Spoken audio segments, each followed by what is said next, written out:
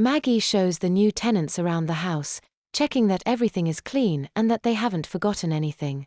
She tells them about the local area, the town, the school, and the neighbors, and wishes them all the best. They seem nice, she said to Peter as they drove away from their old life, embarking on their new one. What was Aunt Sarah saying? All sort of things. Maggie sighed. But nothing to worry about, she assured. I just need to pop into Catterick before we head off, she told him. He waited in the car whilst Maggie was in the solicitor's. For almost half an hour he waited. You were aged, he moaned. Yes, I'm sorry. Something's wrong.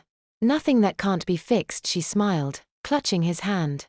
His stepmother was clearly very stressed as they drove from Yorkshire, down through the Midlands, past Nottingham, Leicester and Coventry, and through miles and miles of open rolling countryside and into the picturesque Cotswold Hills. They arrive at their destination, a large detached house. Aunt Sarah is on the doorstep as the car slowly crunches over the gravel driveway. Hello, Aunt Sarah, Peter says, giving her a hesitant hug.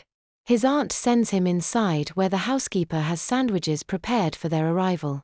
Maggie and Sarah have a stern exchange outside before both enter the house. Both pretend that everything is normal for a while, but Peter knows that something is wrong.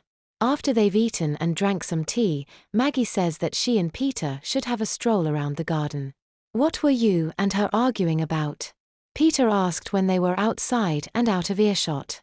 Maggie doesn't reply until their Saturday. You know that your father and I weren't married, she states. Yes, but you're still my mum, he replied. I know.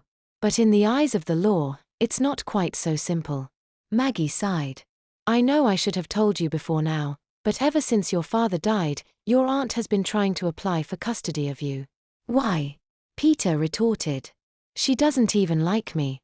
She loves you very much in her own way. And she is your closest blood relative, Maggie replied. Was it her on the phone this morning? He asked. When you were arguing? Yes, Maggie told him. That's why I had to go the solicitors, she said. I'm sorry, Peter, but she won. Maggie hung her head. You have to stay here. But why? He whined. I don't want to stay here. She's your legal guardian now, Maggie told him. I'll do everything I can to get you back, but according to my solicitor, I've done everything I can do and the decision has been made.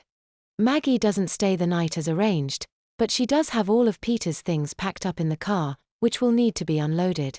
He has everything he needs and anything he hasn't got I'll provide. Aunt Sarah sternly states. A fresh start is best for the boy.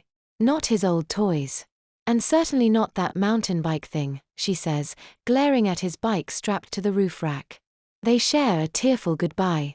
Maggie promises she'll come and visit in a few months. Peter asks his aunt if he can go to stay with Maggie in Cornwall, in the summer maybe. You can teach me to surf as you promised, he enthused.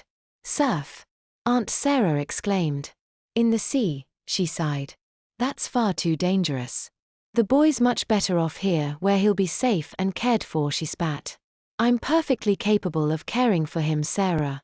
I've been his mother for 5 years. You've barely been a stepmother. Aunt Sarah retorted.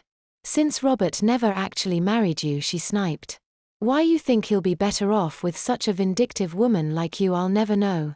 Maggie growled. Because he's my blood. You're just some floozy his father picked up. I'd better leave before I do something you'll regret, Sarah. Maggie snarled. And with that, the boy and his stepmother were parted.